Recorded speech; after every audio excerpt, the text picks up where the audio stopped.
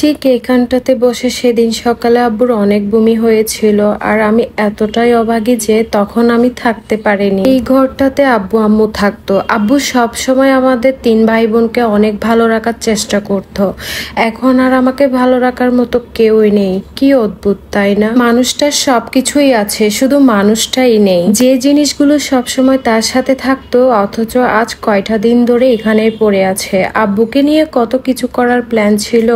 ছোট ভাইকে বিয়ে করাবো, আমার বাবা ছেলের বউ দেখবে, কত আশা করেছিল। কিন্তু এইভাবে যে আমাদের ছেড়ে চলে যাবে কখনোই ভাবিনি। কিন্তু এখন মনে একটা ফিল হচ্ছে, আমি বলে বোঝাতে পারবো না আপনাদের। বাড়িটা ঠিক আগের মতোই আছে, তারপরও মনে হচ্ছে কি যেন নেই। এতটা অসহায় লাগছে নিজেকে অনেক ভারীও লাগছে। মাথার উপর কত দায়িত্ব। আমার বাবা মায়ের আমরা 3 ভাই বোন, তারা সব সময় চেয়েছিল আমরা অনেক বড় হব।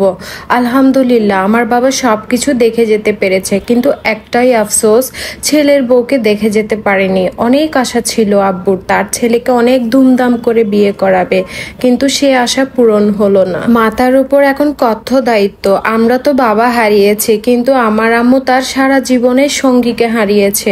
চাইলেও তার সে অভাবটা আমরা কখনোই পূরণ করতে পারবো না, তবে আমার দিক থেকে সর্বোচ্চ চেষ্টা করব তাকে ভালো রাখার। আর আমার আব্বু আমাকে ছেড়ে যায়নি, সে সব সময় আমার মনে ছায়ার মতো আছে এবং থাকবে। এই যে এই গাছগুলো দেখছেন না, এগুলো সবই কিন্তু আমার বাবা নিজের হাতে লাগিয়েছে, আর প্রতিদিন সকালেই কিন্তু এগুলোতে পানি দিত এবং এই গাছগুলোর পরিচর্যা করত। আব্বু বাড়িতে অনেক কাজ করত, আর এখন সেগুলো আস্তে আস্তে বুঝতে পারছি।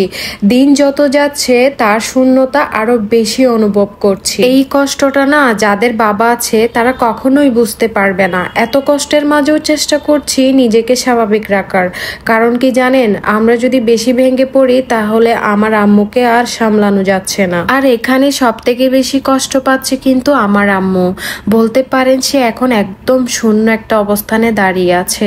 আমরা 3 ভাই বোন যদি কোনোভাবে তাকে একটু ধাক্কা দিই তাহলে কিন্তু সে সেখান থেকে পড়ে যাবে। তার মনে এখন নানান চিন্তা, সেটা হয়তো আপনারা বুঝবেন না। দূর থেকে তো কত কথাই বলা যায়, কিন্তু সামনে এসে কেউ সাহস দেওয়ার মানুষ নেই। একটা কথা কি জানেন, কাজের মধ্যে থাকলে কষ্ট কিন্তু ভুলে থাকা যায়। তাই এত কষ্টের মাঝেও চেষ্টা করছি নিজেদেরকে সব সময় স্বাভাবিক রাখার। এত মানুষ আমার বাবার জন্য দোয়া করেছেন, দেশ থেকে বিদেশ থেকে সব জায়গা থেকে আমার বাবার জন্য দোয়া করেছেন। আমার বাবা একজন সবার প্রিয় মানুষ ছিল। ছোটবেলা থেকেই দেখছি আমরা 3 ভাই বোন যা কিছু আবদার করতাম আমার বাবা কিন্তু তখনই সবকিছু হাজির করে দিত, কখনোই কোনোদিন অভিমান করেনি। আমার আব্বু আমাদের 3 ভাই বোনকে অনেক বেশি ভালোবাসতো। আল্লাহ আমার আব্বুকে জান্নাতবাসী করুন, সব সময় সেই দোয়াই করি। পৃথিবীর সকল বাবা মাই ভালো থাকুক এই দোয়াই করি। সবাই ভালো থাকবেন। আসসালামু আলাইকুম।